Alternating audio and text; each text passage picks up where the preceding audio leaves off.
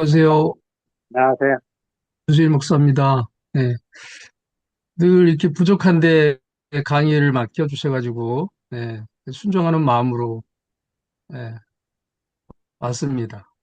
오늘 사도행전 함께 어, 짧지 않은 역사인데 한번 짧은 시간에 전체적인 흐름들을 살펴보도록 하겠습니다.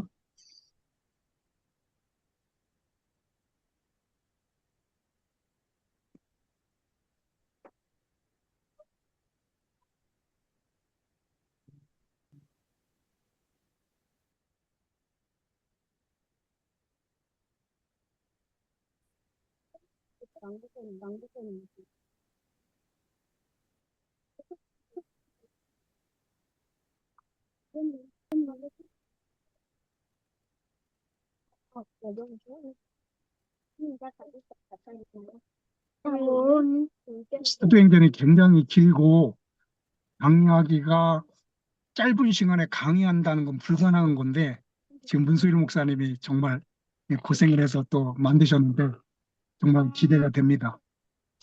네. 음. Na kujifunga hicho mwabudia ajipeleka kwa zimito mkono disipuni. 화면 보이시죠? 네. 네, 네, 감사합니다. 음소거 부탁드립니다. 네? 다른 분들 음소거 부탁드립니다. 네, 다른 분들 음소거 좀 부탁한답니다.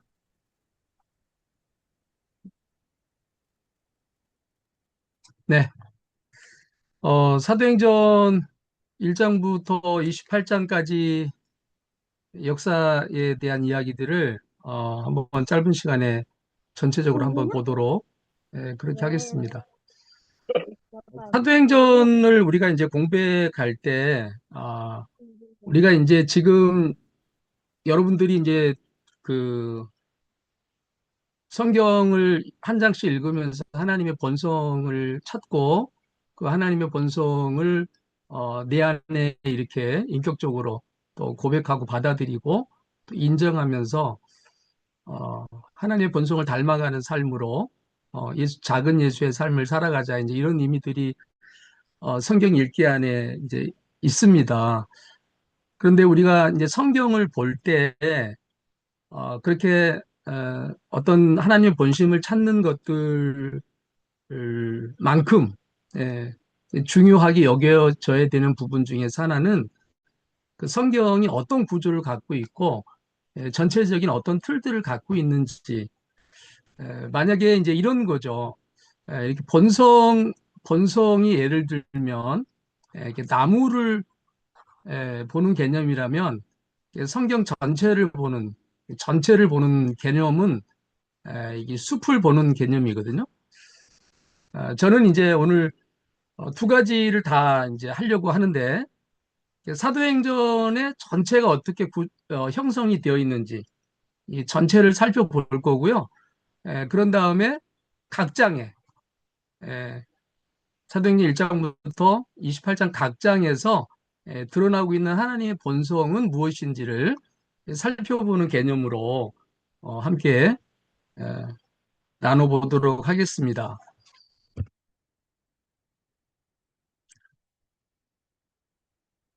우리가 이제 사도행전을 뭐 우리가 다 알고 있는 건데 이제 누가가 이제 기록을 했죠. 누가복음에 누가가 사도행전도 기록했고 이제 수신자가 이제 데오빌로라고 하는 거.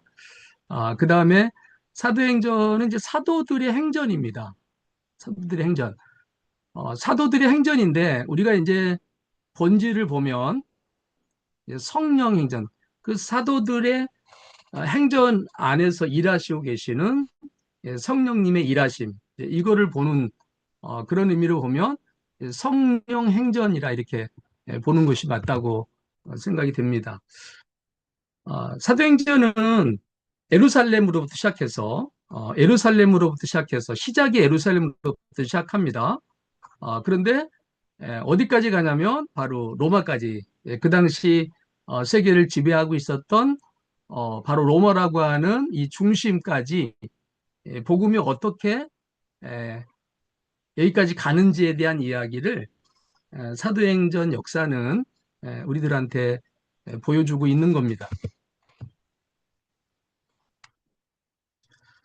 그 성경, 이제 신약 성경을 우리가 이제 보실 때,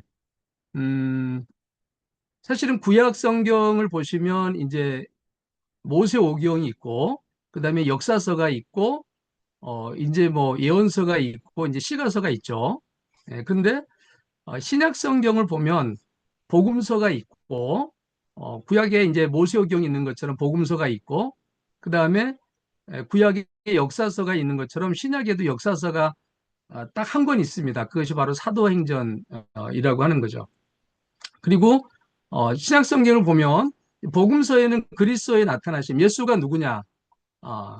복음서 핵심이죠. 예수가 누구인가?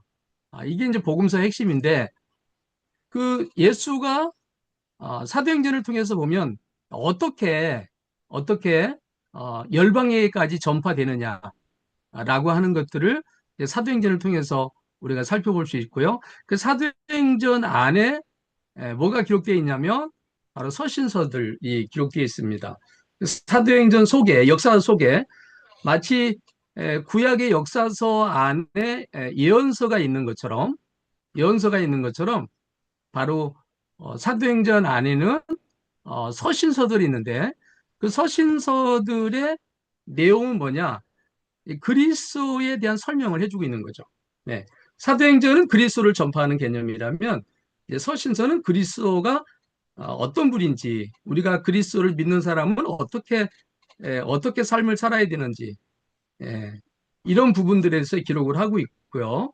그리고 이제 요한계시록에 가서는 그리스도 안에서 완성, 예수 그리스도가 십자가에서 못 박혀 죽으심이 하나님 나라의 성취라면, 요한계시록은 하나님 나라의 완성, 이렇게 이제 이해하시면 될 것 같습니다.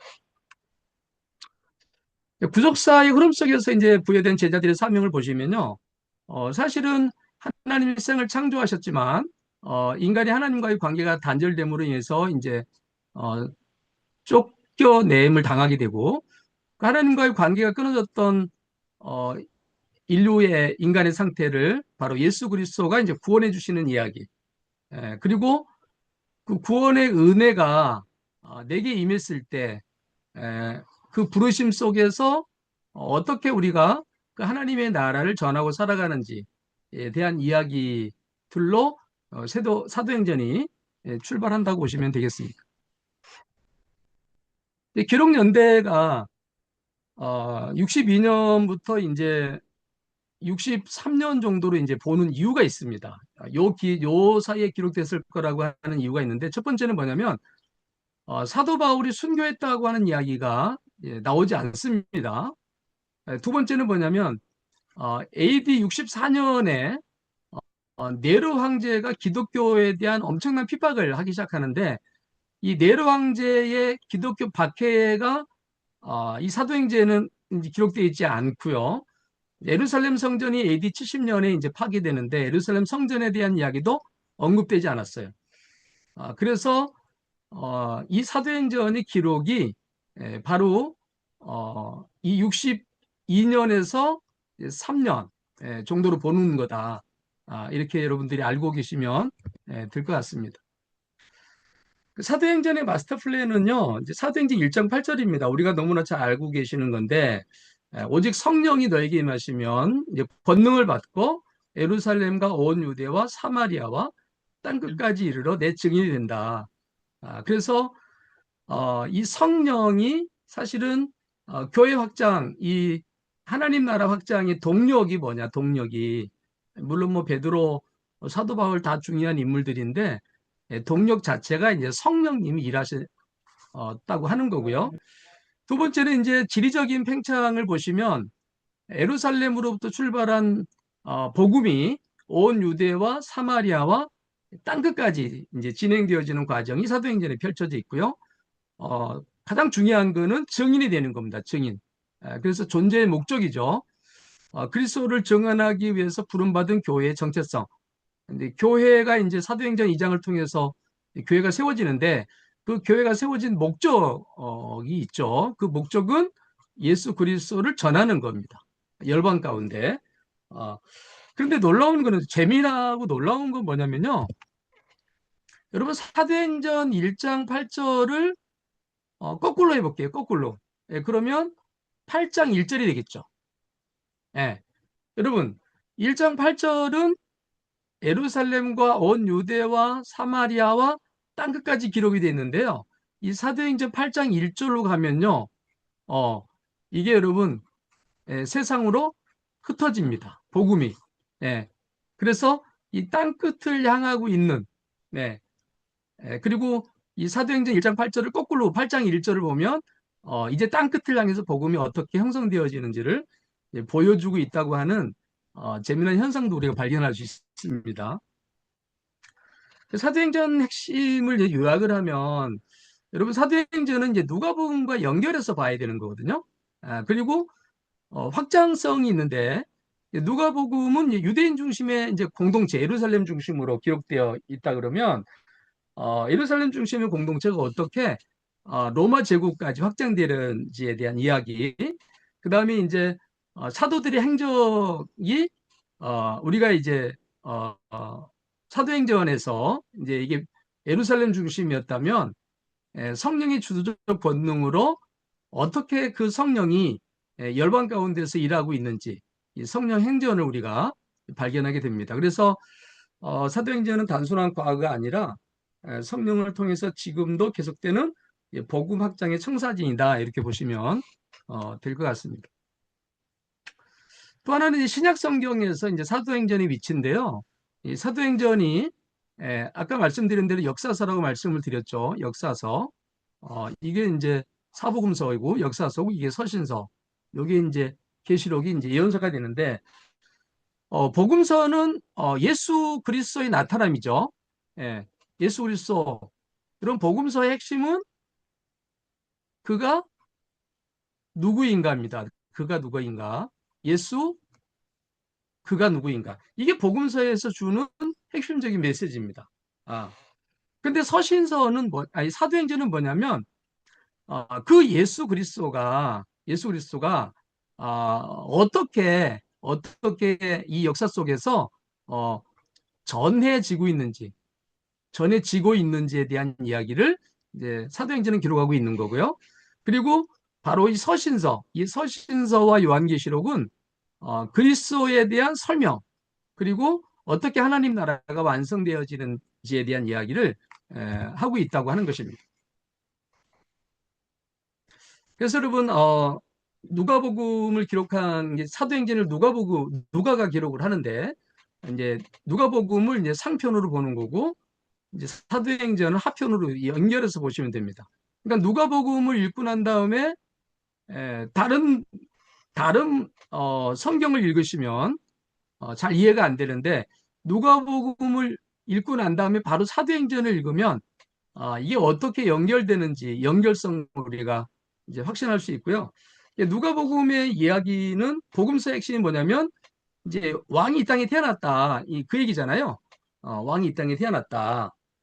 그래서 누가복음 이야기는 이제 변방에서 예수 이제 왕이 태어났다고 본다고 하면 이제 하편에서는 그 왕, 예수 그리스도가 이제 왕이잖아요. 그 왕이 어디에서 왕 노릇하시느냐?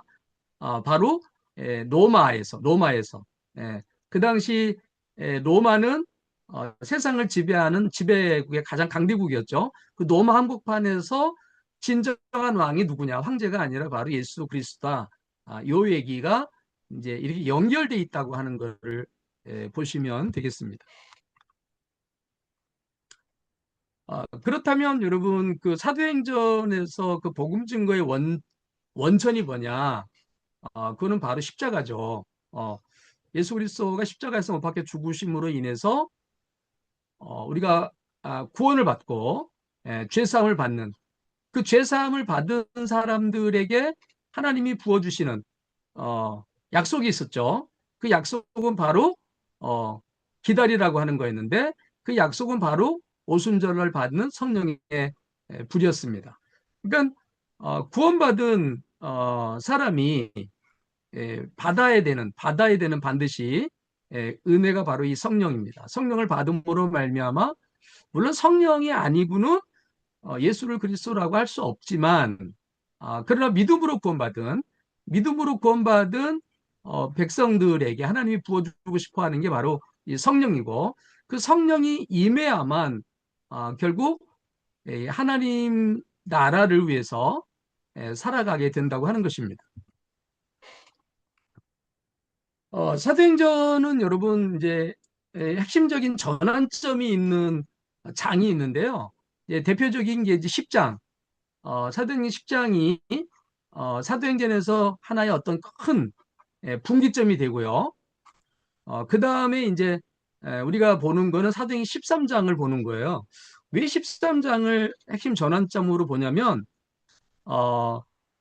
1장부터 여러분 12장까지 이야기는요. 이게 베드로 중심으로 기록되어 있습니다. 베드로 중심. 그리고 지역은 이제 유대 사역이었겠죠. 예루살렘 중심. 자, 그런데 사도행전 10장, 13장으로 넘어오면 바로 13장부터 28장까지 이야기는요. 바울 중심으로 성경이 기록이 되어 있습니다. 바울 중심으로 기록이 되어 있으면서 이제 예루살렘이 아니라 이제 이방인, 열방을 향해서 가고 있는 것을 우리가 발견하게 됩니다. 그러니까 우리가 사도행전을 우리 전체적인 구조를 우리가 여러분들이 이제 보시는 게 필요한데 전반부는 베드로 이야기.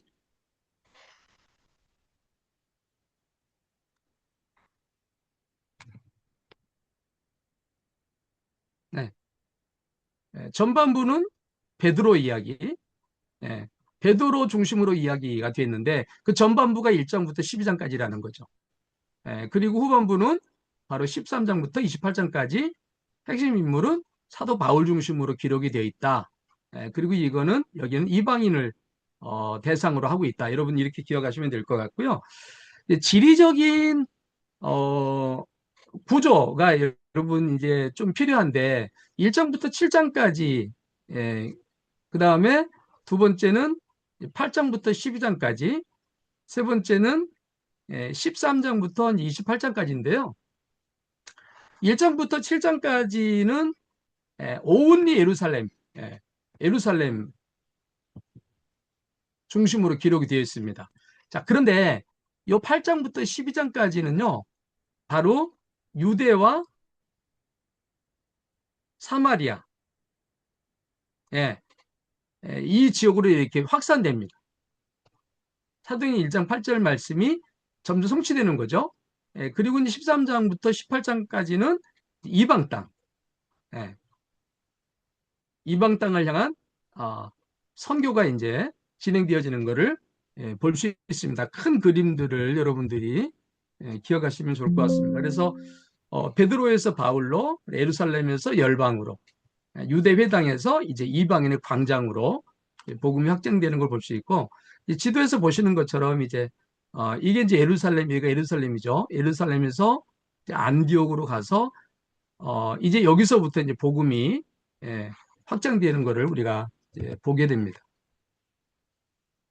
사도행전은 이제 두 개의 시대인데요. 좀 전에 말씀드린 것처럼 핵심장이 이제 13장이고 13장을 기점으로 해서 베드로 중심과 바울 중심으로 바뀌어지는데 바로 이 13장에서 뭐가 시작되냐면 사도 바울의 1차 전도행이 시작되는 걸 볼 수 있죠. 그래서 1장부터 12장까지는 중심을 베드로, 유대인, 예루살렘 교회 13장부터 28장까지는 바울, 이방인, 안디옥 교회. 그래서 이 누가는요. 이 두 사도의 사역을 의도적으로 이 중요한 얘기거든요. 대비시키며 복음이 유대인에서 이방인으로 어떻게 확장되어지는지를 보여줍니다. 좀 이따 설명을 좀 해볼게요. 이 얘기를. 여러분 이제 사도 베드로와 바울이 대칭적인 이 평행선을 이렇게 이제 형성하고 있다고 하는 것을 발견하게 돼요. 볼게요.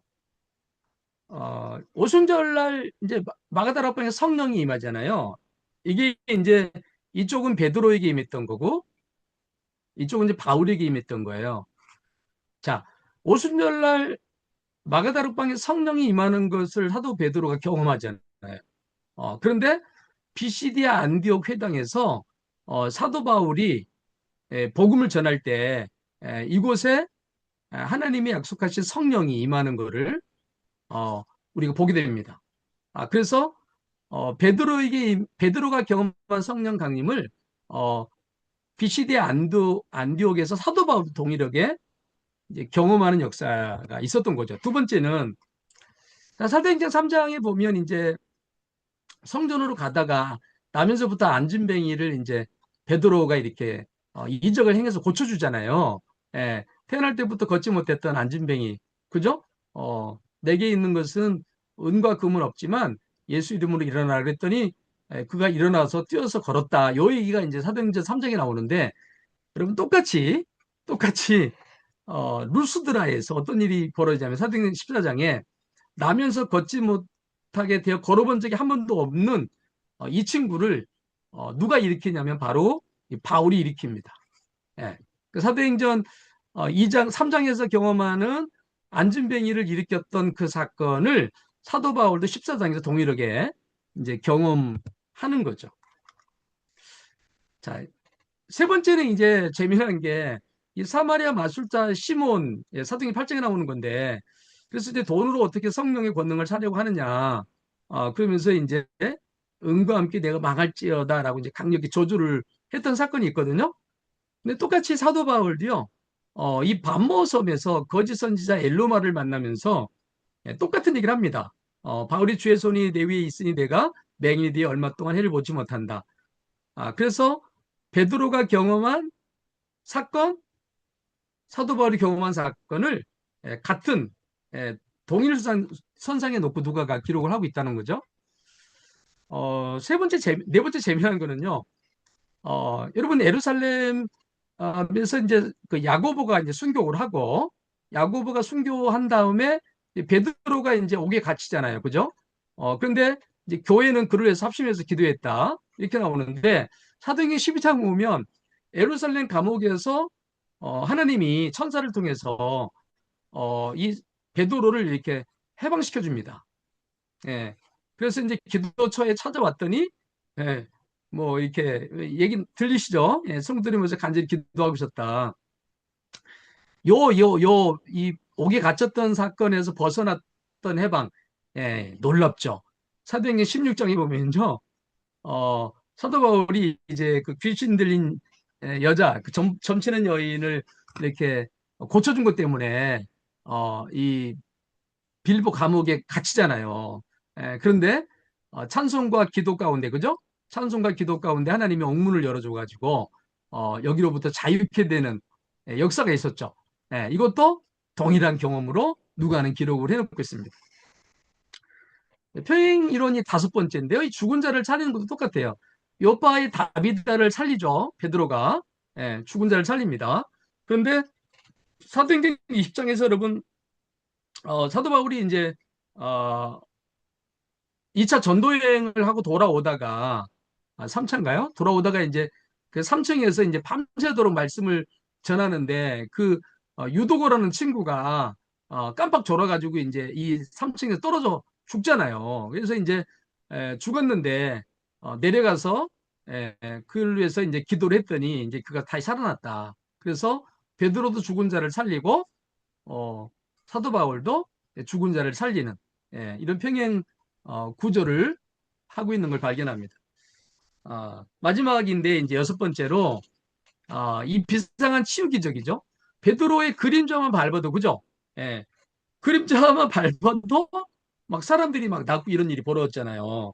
근데 사도 바울도 그죠?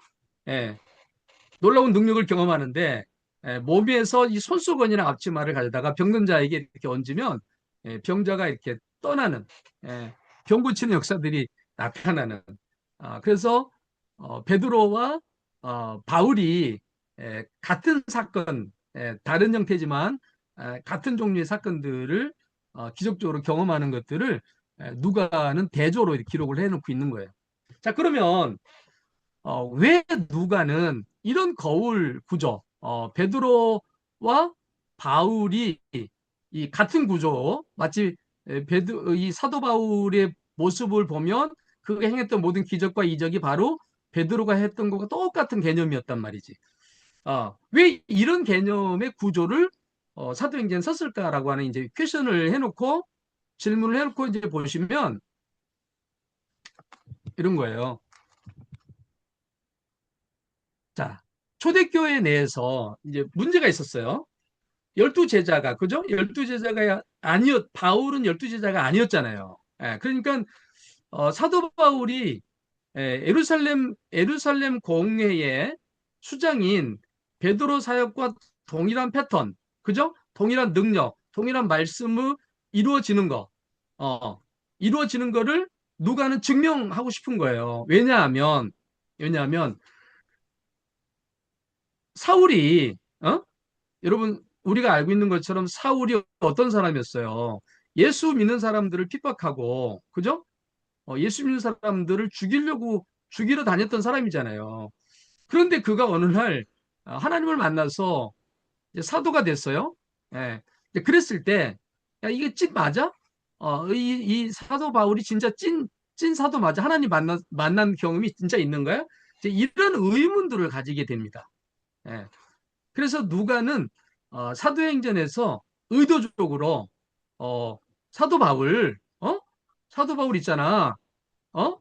초대교회 예수님의 수제자였던 베드로, 베드로와 똑같은 기적과 이적을 행했던 사람이야. 요 얘기를 이제 강조하고 싶었던 거예요. 이 정교한 평행 이론이 가리키는 궁극적 결론이 뭐냐면 진정한 주인공은 베드로도 바울도 아니다. 두 사도를 통해 동일한 능력으로 역사하시고 복음을 예루살렘 땅까지 이끌어가시는 분, 이게 누구냐? 성령 하나님이다.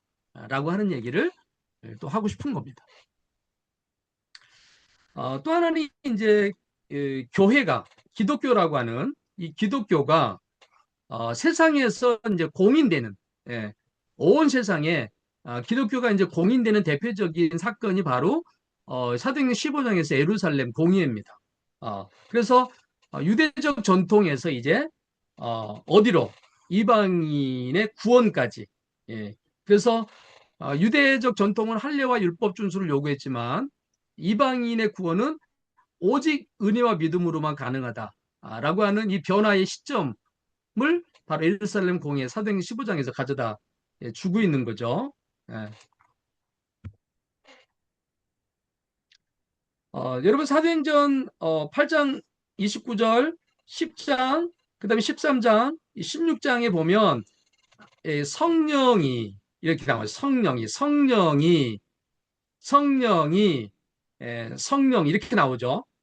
그래서 하나님의 나라, 교회가 예루살렘으로부터 해서 온 열방에 소아시아의 유럽에 확장돼서 교회가 세워지는 모든 것들이 사람의 능력이 아니라 사도들의 행전이 아니라 그 사도들 가운데 임재하시고 사도들 속에서 역사하시는 바로 성령 행전이다 라고 하는 것을 강조하고 있는 거죠. 그래서 교회의 전략이 아닌 성령의 전적인 개입이었다 라고 하는 것을 끊임없이 사도행전은 강조하고 있습니다.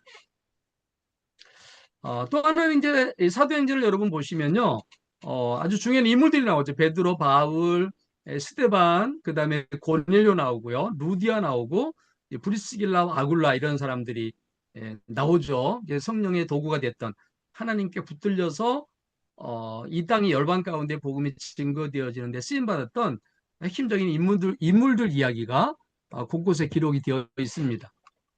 여러분 사도행전 1장부터 28장까지를 전체를 보시면요, 이 1장부터 28장까지 이런 흐름 속이 있습니다, 여러분. 좀 이따가 1장부터 28장까지 전체를 한번 보도록 그렇게 하겠습니다. 자, 그러면 이제 DMB 선교회에서 하고 있는 하나님의 본심을 각 장에서 사도행전 1장부터 그다음에 28장까지 각 장에 나타나고 있는 제가 이거는 준비한 겁니다. 여러분들이 각자가 이제 사도행전을 읽어가면서 하나님의 본심을 찾아내는 구절들이 다 다르겠지만 저는 이제 각 장에서 이런 부분들을 하나님의 본심을 드러내는 부분이다라고 찾아서 여러분들에게 한번 설명을 해주고 지나가는 것으로 해서 사도행전 강의를 마치려고 하거든요. 사도행전은 단순히 초대교회의 역사를 기록한 책인가? 아니죠. 예, 이것은 멈추지 않는 하나님의 심장박동에 대한 생생한 전기다. 이렇게 이제 표현을 했습니다. 그래서 28장의 기록은 영웅들의 모험기가 아니라 잃어버린 자들을 향해서 끝없이 확장되는 하나님의 본심을 실시간으로 보여주고 있는 거다라고 하는 거죠. 여러분, 사도행전은 역사서입니다. 역사서. 예, 오래전에 이게 역사서가 쓰여지지요. 자, 그런데 여러분, 이에치카라고 하는 사람이 이제 이런 얘기를 하잖아요. 역사라고 하는 게 뭐냐? 역사라고 하는 게 역사란 과거와 현재를 이어주는 대화다 그랬어요. 대화다. 자, 이 얘기를 위해 제가 여러분들에게 말씀드리고 싶냐면, 자, 사도행전이 28장의 기록들은 하나님의 본심을 드러내고 있거든요. 그 하나님의 본심은 28장으로 마감하는 게 아니라 29장, 여전히 저와 여러분들이 29장을 써 내려가면서 그 하나님의 본심을 우리가 찾고 발견하고 깨달아서 하나님의 본심은 뭡니까? 온 열방이 구원을 얻는 거죠. 여러분, 마태복음 24장 25장 24장 맞죠? 24장에 보면 복음이 그죠? 모든 민족에게 다 증거된 이후에 주님이 다시 오시겠다. 이 세상 끝에 대한 예수님의 제자들의 물음 속에서 언제 끝이 오느냐, 언제 예수님이 재림하시느냐라고 물었을 때 바로 모든 족속, 거기서 족속은 에스닉이라는 단어를 썼는데 각 나라들 이를 말하는 게 아니라 종족들을 말하는 겁니다. 각 종족들에게 복음이 다 증거된 이후에 예수 그리스도가 다시 오시겠다라고 말씀을 하고 계시고, 사도행전에서 하나님의 본심은 뭐냐면 사도행전의 역사 속에서 이렇게 복음이 예루살렘에서 열방으로 퍼졌던 것처럼 오늘 우리에게도 그 본심이 깨달아지고 본심이 맞다면, 본심이 임재해 있다면 이제는 열방을 향해서 복음을 증거해야 되는 사명이 우리 가운데 있다라고 하는 것을 말씀해 주고 싶은 겁니다. 자, 그래서 1장의 이야기는 역사의 주관자이신 하나님이십니다. 역사의 주관자이신 하나님. 예. 그래서 본문에 보시면 이르시되 때와 시기는 아버지께서 자기의 권한에 두셨으니 너희가 알 바가 아니다. 예수님 재림이 언제 오십니까? 예수님 언제 다시 오시냐고 물었을 때 예수님께서 하셨던 메시지죠. 아버지께 권한이 있다. 여러분, 역사의 주관자가 하나님이신 걸 믿으시죠? 하나님의 때에 반드시 약속대로 예수 그리스도는 재림하십니다. 2장 이야기에서는 하나님께서 그를 사망의 고통에서 풀어 살리셨으니 이는 그가 사망에 매여 있을 수 없다. 죽음의 권세를 깨뜨리고 부활을 물리적 현실로 이뤄내시는 생명 자체이고 생명의 주관자이다 라고 하는 것을 사도행전 2장은 또 우리에게 말씀합니다. 사망을 이기시는 생명의 주. 여러분, 사도행전 3장 이야기에 이제 베드로와 요한이 못 걷게 된 일을 고치는 일들부터 해서 베드로의 이제 설교가 나오는데, 그 본문을 가만히 보시면 이제 구약의 예언이 어떻게 이 땅 가운데서 역사적으로 성취되어 있는지에 대한 이야기를 하고 있거든요. 그래서 이 베드로의 이제 그 설교 속에 이런 고백, 그러나 하나님이 모든 선지자 입을 통하여 자기의 그리스도께서 고난 받으실 일을 미리 알게 하신 것을 이와 같이 이루셨느니라. 그러니까 언약의 신실하신 성취자, 이렇게 우리가 하나님의 본성을 읽어낼 수 있을 겁니다. 이제 4장에서는 여러분 이제 그 만물의 창조주가 하나님이시다라고 하는 거죠. 베드로와 요한이 이제 공회 앞에 서가지고 이제 이 사두개인들, 그 당시 이제 예수를 핍박했던 사람들이 모여서 있을 때 아주 유명한 메시지를 하잖아요. 예수가 너희 건축자들이 버린 돌로서 집 모퉁이에 머리들이 했다. 이제 이 얘기를 하면서 다른 이로서는 구원을 받을 수 없나니 천하 사람 중에 구원을 받을 만한 다른 이름을 우리에게 주신 일이 없다. 그러면서 베드로가 쭉 설명해 나가는 장면인데 거기에 보면 이제 이 고백이 나옵니다. 천지와 바다와 그 가운데 만물을 지으신 자시다. 그분이 바로 하나님이시고 하나님의 아들 예수 그리스도시다. 이제 이 얘기를 하고 있는 거죠. 5장으로 가면 이제 전지하면서 거룩하신 분입니다. 여러분 이제 사도행전 5장 이야기 너무 뭐 잘 알고 있잖아요. 아나니와 삽비라가 이제 그 땅 파는 것을 거짓말 해가지고 나타난 현상인데 그때 이제 던지는 메시지잖아요. 아나니아야 어찌 사단이 내 마음에 가득하며 내가 성령을 속이고 하나님 다 알고 계신데 이런 얘기죠. 하나님 다 알고 계시다. 하나님이 모든 것을 알고 계신 하나님의 본성을 우리가 5장에서 발견하게 됩니다. 6장으로 가면 이제 일곱 집사를 이제 선택하는 장면이 나오잖아요. 거기 보면 이제 이렇게 제자들이 많아지니까 이제 헬라파 유대인들이 이제 자기 과부들이 매일 구제 빠지는 것들로 인해서 뭐 이제 서로 다툼이 있게 되고 이제 그로 인해서 이제 제자들이 모여가지고 야, 우리 이렇게 하면 안 된다. 이게 일할 일꾼들을 세우고 우리는 말씀에 전무하자. 막 이런 얘기들을 이제 6장에서 하게 되는데 그 본문 중에 6장 7절에 보면 하나님 말씀이 점점 왕성하여 예루살렘에 있는 제자 수가 더 심히 많아지고 허다한 제사장의 무리도 이 도에 복종했다. 말씀으로 이제 세상을 정복하시는 하나님의 본성을 우리가 발견하게 됩니다. 7장에 보시면 여러분 스데반 설교, 스데반이 이제 설교를 대제사장들 앞에서 설교하고 설교 끝에 이제 죽음을 맞이하는데 스데반이 그 고백을 합니다. 7장 2절에 여러분 우리 조상 아브라함이 하란에 있기 전에 메소포타미아에 있을 때 영광의 하나님이 그에게 보였다. 하나님이 먼저 아브라함에게 찾아갔다. 이제 그 얘기를 하고 계십니다. 맞습니다, 여러분. 하나님의 본성을 우리가 알게 될 때 그 중에 하나가 바로 나를 먼저 그래서 그런 고백을 하잖아요. 태중에 있을 때부터 택하셨다. 이런 고백을 하는데 먼저 은혜로 찾아와 주셨기 때문에 오늘 저와 여러분들이 믿음의 고백을 하고 부르심의 사명을 잘 감당하고 있는 줄로 믿습니다. 초대교회를 세운 7가지 본성 1장 역사의 주관자 2장의 생명의 주 3장의 언약의 성취자 4장의 만물의 주 5장의 전지하신 분 6장의 말씀의 정복자 7장의 영광의 하나님. 그래서 1장부터 7장까지는요 이 교회가 흔들리지 않는 절대적인 신앙의 기초가 하나님의 본성을 우리가 선포하고 그 본성을 깨달아가면서 교회가 어떻게 세워지는지를 또 알게 되는 기초석이 됐던 겁니다. 또 하나 이제 사도행전을 보면서 여러분 사도행전 7장이 이제 엄청난 이제 스데반의 죽음을 당하고 이제 8장부터 이제 그들이 이제 흩어지잖아요. 제자들만 남고 다 세상 밖으로 흩어지게 되는데 여러분 그 흩어짐으로 인해서 그죠? 하나님 말씀이 왕성해 가지고 제자 수가 심히 더 많아지고 그런 가운데 이제 그 핍박이 왔을 때 교회가 그리스도인들이 수축되는 것이 아니라 숨는 게 아니라 오히려 핍박 속에서 흩어져 가지고 복음이 유대 밖으로 유대인들 안에만 있었던 그 복음이 사마리아 땅 끝으로 이제 뿌려지는 씨앗과 같은 일들이 이제 벌어졌던 겁니다. 자, 사도행전 8장부터 10장까지가 이제 유대와 사마리아로 확장이 됩니다.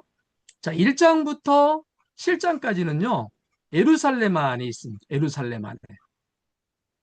그리고 여기에 수장은 바로 베드로였죠.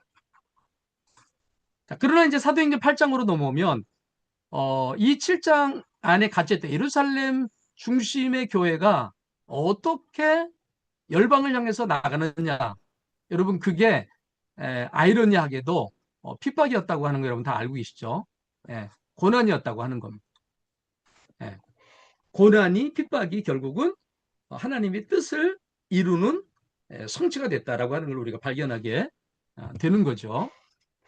그래서 복음 확장이 5가지 종편인데요. 미리 보면 8장은 이제 국률과 용서, 9장은 주권과 은혜, 10장은 공평과 차별 없음, 11장은 생명과 선물, 12장은 이제 공의와 심판. 이렇게 큰 그림을 먼저 보시고 8장을 보겠습니다. 자, 그러므로 너 이 악함을 회개하고 주께 기도하라. 혹 마음에 품은 것을 사하여 주리라. 여러분 이게 사도 바울이 그죠? 22장에 가보면 이제 베드로가 이제 그 하나님의 선물에 대한 이야기를 하면서 바로 22장에 이 표현을 하거든요. 너희 이 악함을 회개하고 주께 기도하라. 혹 마음에 품은 것을 사하여 주신다.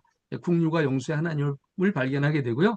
9장으로 오면 드디어 이제 9장 하면 여러분 사울이 이제 회개하는 장면이잖아요. 다메섹 도상에 가다가 이제 하나님을 만나는 그래서 이제 눈이 멀어가지고 어디로 갑니까? 바로 아나니아라고 하는 친구 앞에 가가지고 안수를 받게 되잖아요. 그 안수를 받을 때 하나님이 아나니아를 통해서 그죠? 여러분 요 사도행전 9장 15절은 아나니아의 기도입니다. 사도 바울을 놓고 안수할 때 아나니아가 기도하는데 하나님이 이 음성을 들려주는 거죠. 예. 그래서 여러분 사실 바울은 그의 부르심 사명이죠. 그 사명을 사실은 처음에 자신이 먼저 듣지 못합니다. 바울은 아나니아를 통해서 자신의 사명이 무엇인지를 듣게 됩니다. 예. 여러분 이 사건은 매우 중요합니다. 네. 사도 바울이 이 사건을 통해서 깨닫게 되는 놀라운 진리, 사도 바울이 깨닫게 되는 진리가 뭐였냐면 하나님의 나라는 언제나 함께다라고 하는 겁니다. 함께. 그래서 여러분 저와 여러분들 각인이 아무리 똑똑하고 잘났어도요 혼자 일할 수 없습니다. 저와 여러분들이 함께 일해야 되고 여러분이 저와 함께 일해야 되고 믿음의 사람들이 함께 일하는 거. 여러분이 사도행전 9장에서 이 사도 바울이 물론 나중에 그 이후로 지나가면 하나님이 친히 이제 나타나서 내가 너를 이방의 사도로 쓰겠다 이 말씀을 들려주는데 사실은 사도 바울이 믿음의 여정을 걸어가는 첫걸음에서 그는 타인으로부터 본인의 사명의 소리를 듣습니다. 여러분 오늘날도 많은 사람들이 부르심의 사명을 본인 스스로 깨달아서 듣는 경우도 많이 있지만 1차적으로 대부분 그 이야기를 듣기 전에 누군가로부터 기도 가운데 누군가로부터 예언 누군가로부터 중보 가운데 당신은 이런 길을 하나님께서 원하십니다. 당신은 이런 길을 가기를 원하십니다. 이렇게 들려지는 소리가 먼저 있었다는 거예요. 그리고 나서 이제 때가 되면 하나님이 여러분들에게 나에게 부르심에 대한 분명한 또 소명을 주시던 걸 발견하게 되죠. 이 사건을 가지고 나중에 여러분 로마서를 쓸 때 로마서 여러분 잘 알고 계신 것처럼 로마서 16장에 31명의 사람들이 나오거든요. 이 31명의 기록을 왜 바울이 썼을까 했을 때 바울이 자신의 존재가 자신이 잘나서 하나님의 나라를 흥화하게 한 게 아니라 하나님께서 만나게 하신 하나님의 사람들을 통해서 그 일들을 감당해 왔다. 그 일의 주권은 그분이 일하셨다. 이제 이 얘기를 고백하고 싶었던 마음으로 로마서 16장에 31명의 사람들의 이야기를 하고 있다라고 하는 걸 발견하게 되는 거죠. 자, 10장. 매우 중요하죠, 여러분. 변곡점이 되는 사도행전에서 여러분 변곡점이 되는 장이 바로 10장인데요. 계속 볼게요. 거룩한 교착점인데 왜 이게 교착점이냐? 베드로는 여러분 유대인이고요. 고넬료는 이방인입니다. 유대인과 이방인이 함께 예배합니다. 함께. 이 가능할 수 없는 거죠. 이 사건을 통해서 엄청난 변화가 일어나기 시작합니다. 자, 유대인 중심의 기독교에서 항상 이방인들은 배제돼 있었죠. 절대적입니다. 이방인은 완전 배제돼 있는데 이 틀을 완전히 깨버렸던 사건이 사도행전 10장인 걸 우리가 발견하게 됩니다. 그래서 고넬료가 이제 누가 엎드리 여러분 고넬료가 누구예요? 그 당시 로마 제국의 백부장입니다, 여러분.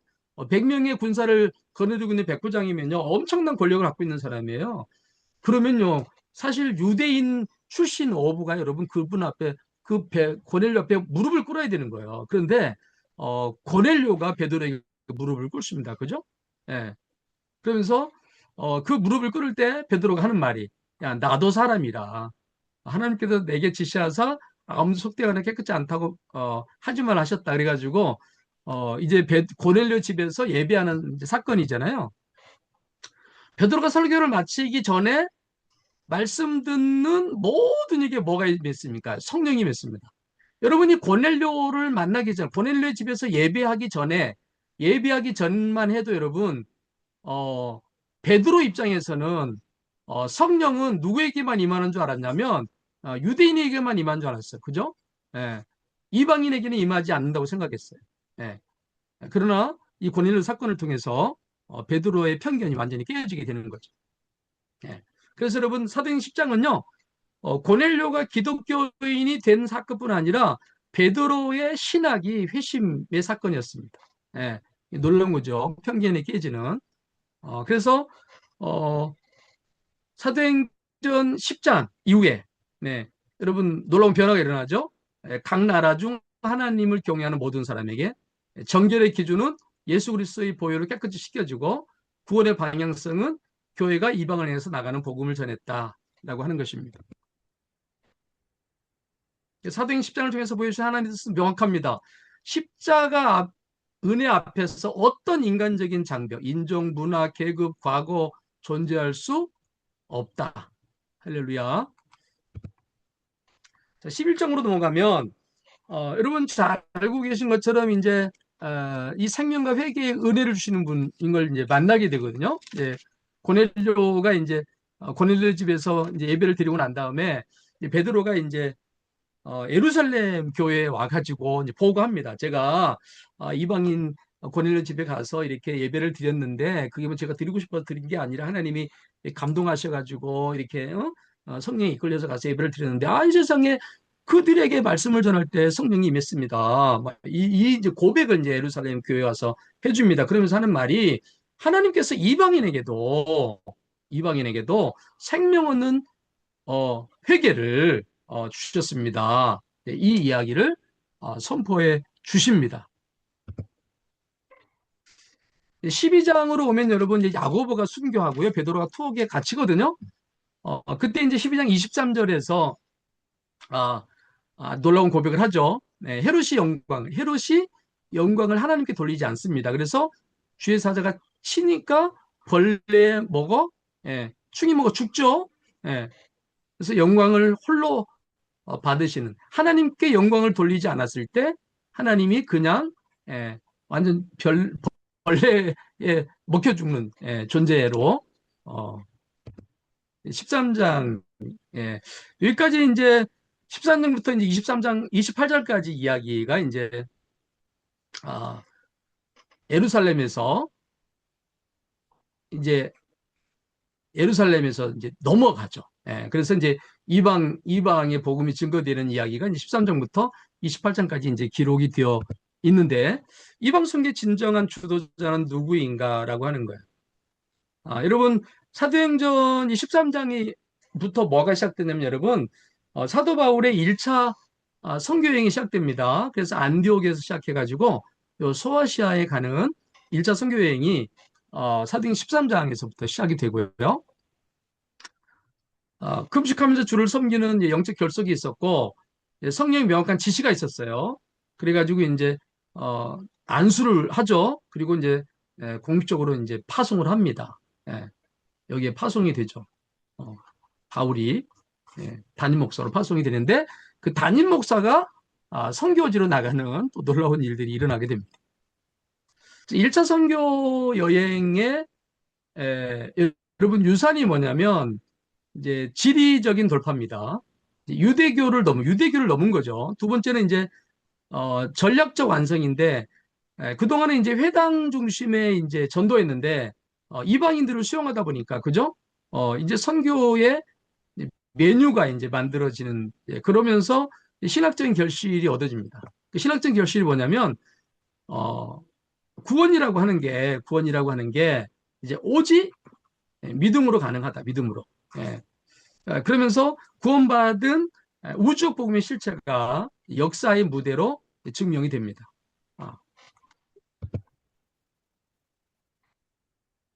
마음의 뜻을 아시고 이루시는 분입니다. 그래서 중심을 감찰하시는 하나님, 마음을 아시는 하나님, 뜻을 이루시는 하나님을 우리가 13장에서 본성을 볼 수 있고요. 14장으로 가보면 이제 일반 은총으로 만물을 돌보신다. 일반 은총으로 만물을 돌보신다. 그러면서 여러분 그 표현을 하잖아요. 14장으로 가보면 하늘에서 비를, 그죠? 하늘에서 비를 내리시며 결실기를 주시는 선한 일을 하사 음식과 기쁨으로 여러분의 마음을 만족해 하신다. 창조주 하나님이 모두에게 은혜의 비를 내려주신다. 그 일반 은총을 우리가 발견하게 됩니다. 우리 15장에 오면 여러분, 사도행전 15장에 오면 이제 예루살렘 공예가 이루어지잖아요. 그래서 어떤 사람이 유대로부터 내려와 가지고 이제 형제들을 가리키는데 모세의 법대로 할례를 받지 않은 사람 받지 않으면 구원을 받지 못하고 뭐 이런 일들로 인해서 이제 막 이 신학적인 논쟁이 있을 때 이제 바울과 바나바와 다툼이 있고 변론이 막 일어나고 그러는 가운데 예루살렘의 공예가 모이면서 이제 거기에서 정리가 됩니다. 신학이 정리가 돼가지고 이제 몇 가지를 결정하죠. 예를 들면 뭐 우상의 더러운 것은 먹지 않고 음행하지 않고 목매어 죽은 거 먹지 않고 피 먹지 않고 뭐 그러면 그리고 예수 믿으면 다 구원받는 거다. 이제 이런 거로 이제 정리가 나름 됩니다. 두 번째는 이제 16장. 여러분 이제 사도행전 16장으로 가면 이제 드디어 2차 전도 여행이 시작이 되는데 바로 2차 전도 여행이 바로 16장부터 18장까지 이제 기록이 되어 있거든요. 그래서 이제 1차 선교 여행을 떠나고 나서 돌아오고 나온 이후에 두 번째 선교 여행을 떠나는 모습이 사도행전 16장에 이제 기록이 되어 있습니다. 1차 선교 때는요, 이제 바울, 바나바, 마가, 요한 이렇게 함께 구성원이었고 유대적 전통이 강한 헬라파 중심 유대인이었고요. 주 무대는 이제 갈라디아에 있었습니다.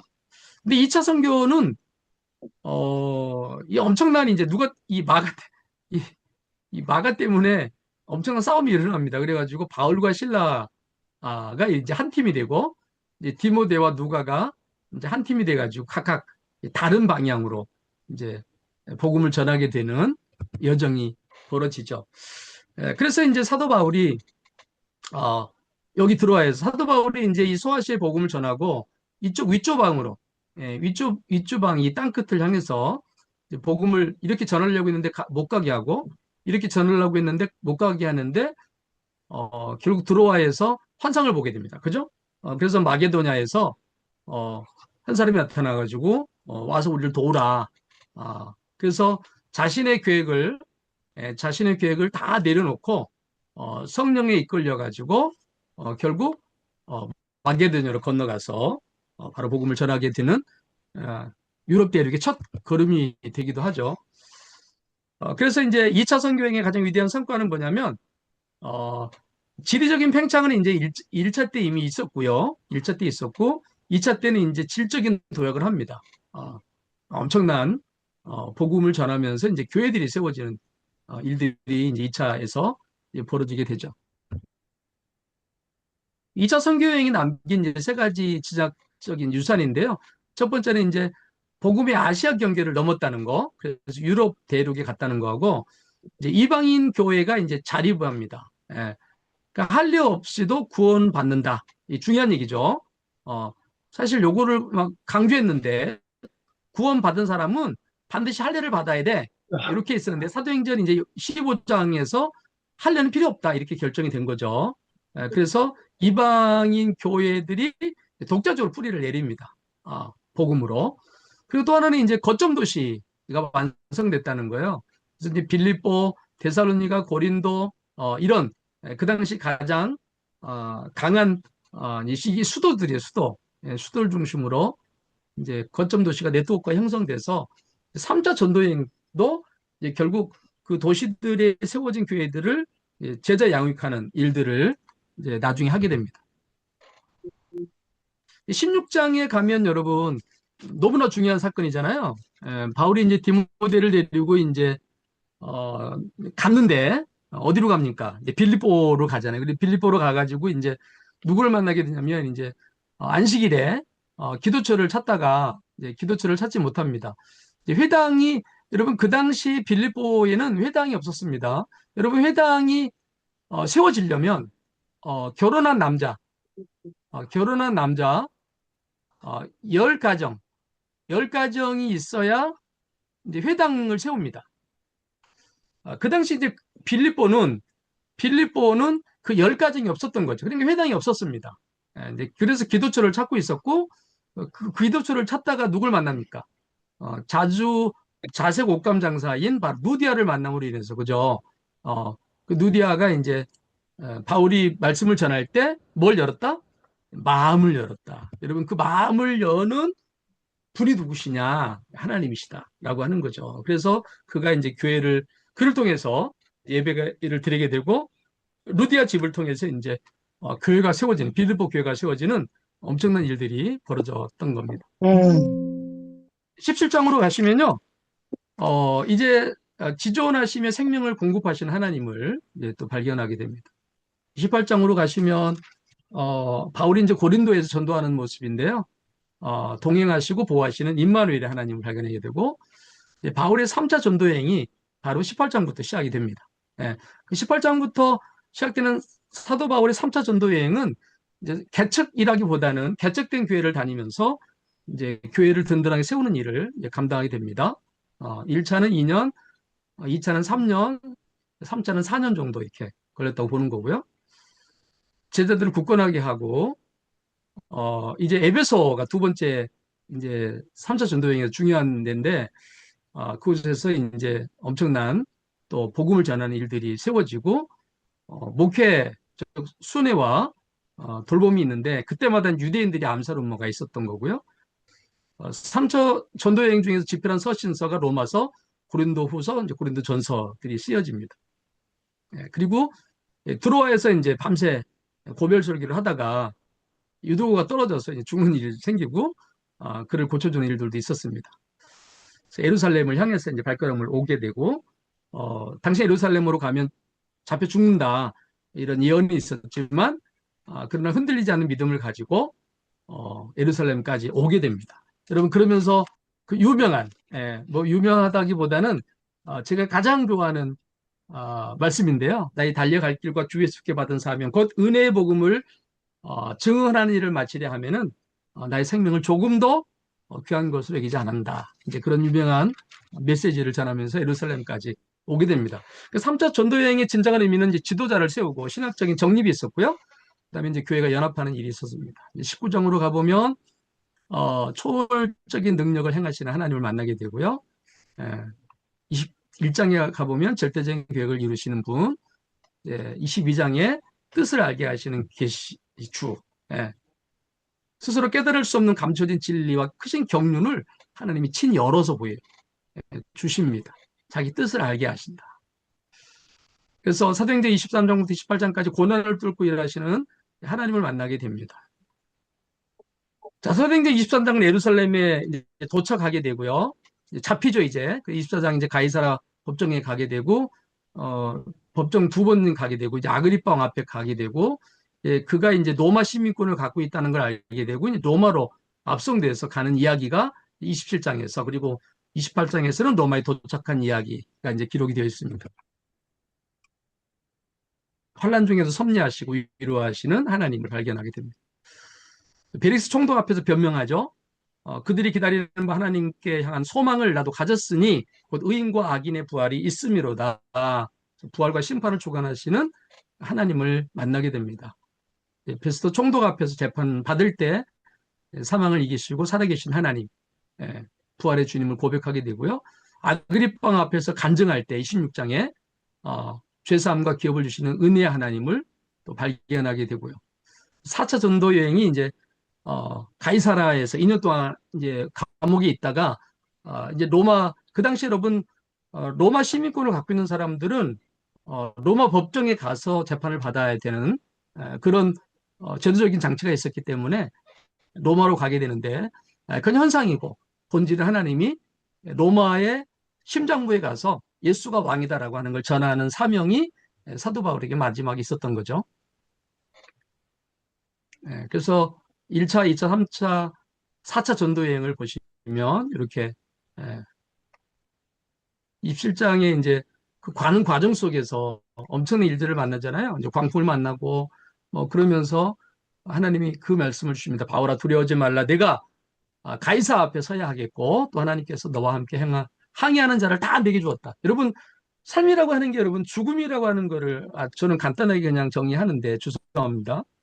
죽는다는 사람이 죽는다는 말의 의미는 뭐냐면 부르심의 사명이 끝난 거죠. 그 반대로 우리가 살아있다는 말의 의미는 아직까지 나에게 하나님 허락하신 사명이 남겨져 있는 거죠. 예. 그래서 드디어 로마에 가게 됩니다. 놀라운 거죠. 여러분 그리고 사도행전 28장 마지막 여러분 31절이 어떻게 끝나는지 아세요? 너무 놀랍습니다. 제가 사도행전 준비하면서 진짜 은혜를 많이 받았는데요. 30절에 바울이 온 이태를 자기 셋집에 머물면서 자기에게 오는 사람을 다 영접했다. 31절 마지막 절이 뭐라고 말씀하고 있냐면 이렇게 얘기하고 있어요. 하나님의 나라를 전파하며 주 예수 그리스도에 관한 모든 것을 담대하게 거침없이 가르쳤다. 이게 이제 주는 사도행전이 마지막 여러분 사도행전의 끝에 마침표가 없는 거 아시죠 여러분? 사도행전은 마침표가 찍히지 않는 책 가운데 하나입니다 여러분. 로마에서 거침없이 하나님 나라를 전파하는 열린 결말로 사실은 끝이 납니다. 그러니까 사도행전 29장은 오늘 살아가는 저와 여러분이 성령님과 함께 써내려가야 할 역사인 거죠. 여러분 성경에 유일하게 마침표가 없는 책이 바로 사도행전이라고 하는 거 우리가 또 기억하시면 될 것 같고요.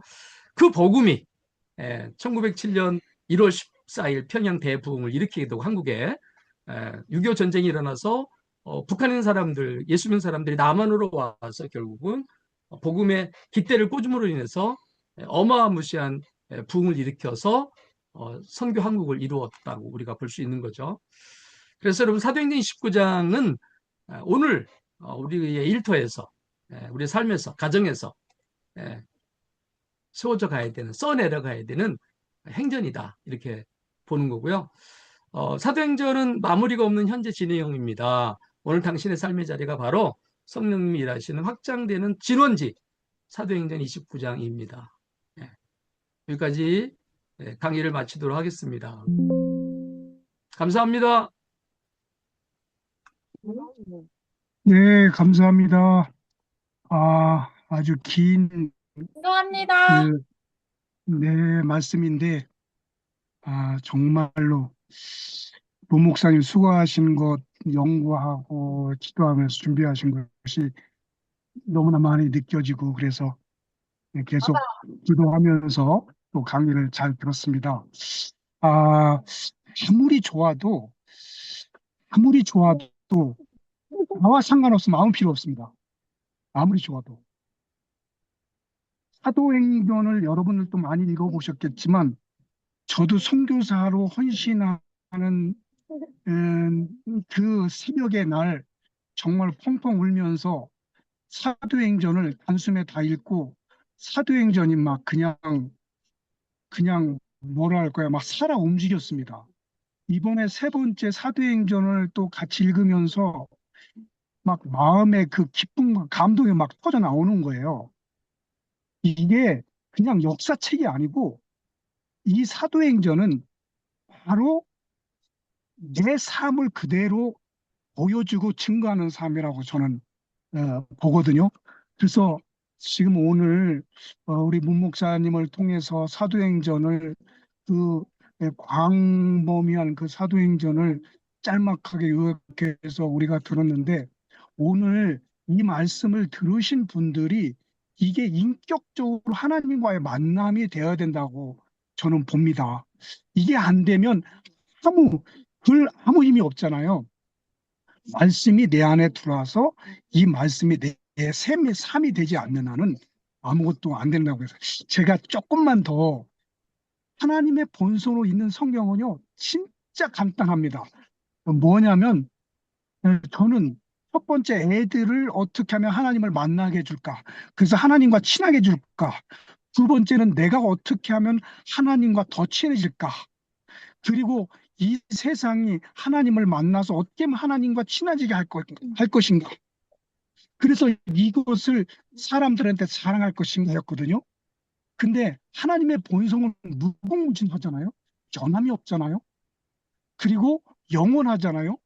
이게요, 우리하고 나하고 상관없으면 아무 필요 없어요. 오늘 우리 문 목사님이 여기에는 역사의 하나님, 생명의 하나님, 신실하신 하나님, 창조주, 진리, 거룩, 정복, 영광, 긍휼, 공평의 하나님, 무한한 하나님, 은혜 하나님이 있는데 이 하나하나가요, 우리 안에 하나님께서 넣어주신다는 거예요. 우리는 들어서 그냥 내가 머릿속으로 절대 우리 안 바뀝니다. 하나님은 그걸 아시고 우리 안에 들어오라는 거죠. 너는 내 안에, 나는 네 안에. 그럴 때 뭐가 일어나냐면 하나님의 본성을 우리 안에 하나하나 집어 넣어주시겠다는 거예요. 그래서 그게 나를 바꿔놓는 거죠. 우리가 아무리 성경 공부하고 아무리 성경 암송하고 뭐 구약부터 신약까지 100번을 읽고 1000번을 읽어도요. 하나님의 인격적으로 내 안에 들어오지 않는다면요. 나는 상관이 없는 것 같아요. 우리 그거 가지고 얼마나 싸웠어요. 어떻게 하면은 세상이 감당할 수 없는 사람이 될 수 있을 것인가. 바울처럼, 베드로처럼.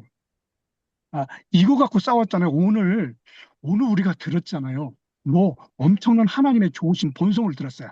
그게 아멘, 아멘에서 내 안에 들어와서 그게 내 삶이 되어지지 않는 한은요. 우리는 진짜 이 세상에 계속 힘들고 어렵습니다. 오늘 오늘 말씀을 들으면서 하고 싶으신 말씀. 하나님은 이런 분이셨어요. 그래서 내게 오늘 이렇게 은혜를 주셨어 라고 할 수 있는 그러한 고백을 하실 수 있는 분, 간직하고 싶으신 분 있으면 몇 분만 이렇게 듣고 싶습니다. 혹시 어떤 분이 한번 얘기해 보실까요?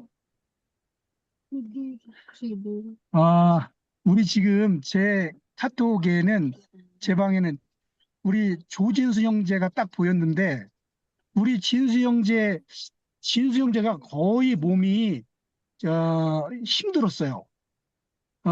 정말 도대체 이 몸이 굉장히 건강한 청년이었는데 이게 힘들었는데 하나님께서 치유의 역사를 통해서 자꾸 낫게 해주시는데 우리 진수 형제 뭐 한마디 해볼래요?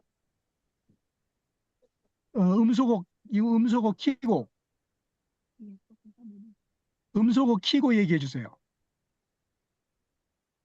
왼쪽 아래에 음소거 누르고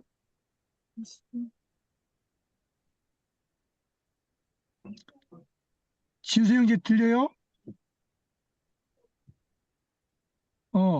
그 왼쪽 아래에 음소거 키고 한번 얘기해 보세요.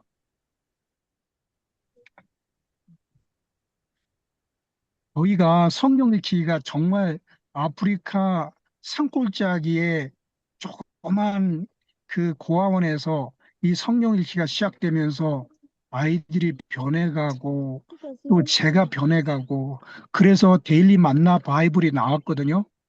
그리고 그 데일리 만나 바이블을 통해서 하루하루 성경 읽는 분들이 하나님의 좋으심을 자꾸 간증하고 얘기하는 것을 들었습니다. 그래서 이게 작은 모임이지만 저는 생명력 있는 모임이라고 봐요. 옛날에 제가 8남매 중에 제가 막내인데 저희 시골에 엄마가 저를 놓고 멀리 어디를 갔다가 오시는 날 제가 엄마를 만났을 때 진짜 감동과 감격, 눈물뿐이었어요. 오늘 우리가 예수를 그렇게 만나야 된다고 봐요. 베드로가 만났던 그 예수, 바울이 만났던 그 예수, 그것은 인격적으로 만났지 그냥 공부해서 만난 게 아니라고 봐요. 네. 그래서 어린 아이가 엄마를 알아가듯이 우리는 하나님을 알아가는데 어린 아이가 엄마를 알아가듯이 그냥 인격적으로 이렇게 만나야 된다고 봅니다. 우리 진수 형제 준비가 됐으면 얘기하고, 네. 얘기해 보세요. 대답을 해. 얘기. 네, 얘기해 보세요. 어떤 하나님이 좋습니까? 저는 마지막에. 아이고, 이거 어떻게 된 거야? 아우시오. 안 죄송합니다. 되나요? 지금 사람이 같이 앉아서 말씀을 듣다 보니까 지금 중복되네요. 네네. 하나는 꺼주시면 돼요. 네.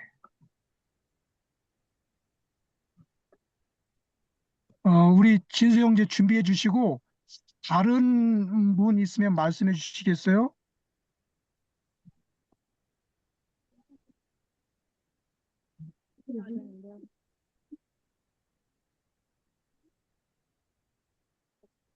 제가 말해도 될까요? 예, 우리 홍지 이사님 말씀 한마디 해주세요. 딴분 얘기했는데 금방. 홍지 이사님 말씀하셨나요? 저 아닌데요? 그럼 별빛입니다. 누가 말씀? 별빛이요. 별빛 네, 최윤민 이야기해 주세요. 예. 가능하면 얼굴을 보여주시면 더 좋을 것 같습니다. 잠시만요. 네, 제가 네. 지금 네, 여기 남편이 밖에 여기 거실에 있어가지고요. 소리만 듣게끔 해드릴게요. 네, 알았습니다. 네. 말씀하세요. 저는 깨달은 게, 지금 이 현장에서도 사역지라는 게 너무 깨달았어요. 수긍이 가시죠? 지금 이곳이, 지금 이 현장이 사역지라는 것을 깨달았습니다. 네, 아멘. 들리실까요? 네, 그래서 오늘 제가, 저는 근무하고 있는 곳도 제가 그곳이 사역지라는 것을 느껴서, 그리고 또 전도도 하거든요. 이제 사역 네, 선교를 나가거든요. 영동 선교. 네, 영동 선교를 나갔을 때에도 이제 하나님이 항상 함께 하신다는 믿음을 가지고 저는 이걸로 느꼈습니다. 음, 악한 어둠의 세력들은 언제든지 공격을 하고 또 서로서로 속이고 또 서로서로 공격을 당하고 또 우리가 모두 다 공격을 당할 수 있다라는 거를 깨달았어요. 그래서 네, 많은 말들을 하시면 사단은 알아듣고 그거를 공격합니다. 그래서 중요한 것은 저희가 할 말을 정말 정확하게 말씀을 해드리는 것이 좋다고 생각합니다. 그래서 뭐 특정 사람을 지명해서 제가 정죄하는 것이 아니라 너무 많은 말을 하면 우리는 공격을 당하기 쉽다는 거죠. 그래서 우리는 항상 말을 아끼고 조심히 하고 그리고 또 하나님 앞에 두려운 자. 모든 사람이 다 죄를 지었잖아요. 자범죄로 인해서 아담과 하와로부터 인해서 죄를 우리가 지었잖아요. 죄가 이제 어차피 어떻게 해서든 죄가 저희 속에 들어와 있잖아요. 그래서 그 우리 죄가 최윤민, 네, 죄송한데 네, 네, 최윤민님, 네, 네, 하나님의 본성을 한번 네, 자랑하실 수 있겠습니까? 하나님의 본성을, 나는 네. 이런 하나님을 만났는데 이 하나님의 본성을 자랑해 주실 수 아, 있을까요? 네. 하나님은 제일 중요한 게 사랑입니다. 사랑. 네. 사랑의 믿음, 하나님을 네, 보셨군요.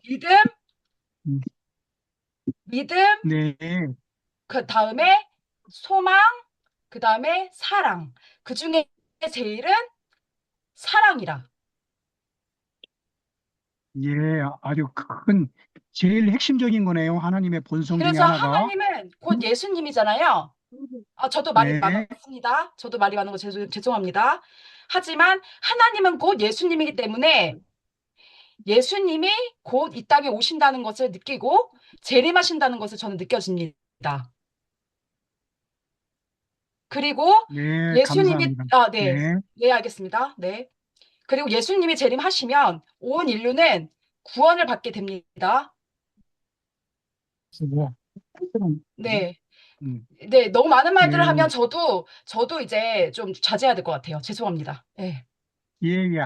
감사합니다. 네. 우리 최은미님, 네. 하나님의 사랑이 우리 최은미님에 들어가서 네. 원수도 사랑할 수 있고 서로 네. 사랑할 수 있고 하나님도 네. 사랑할 수 있다.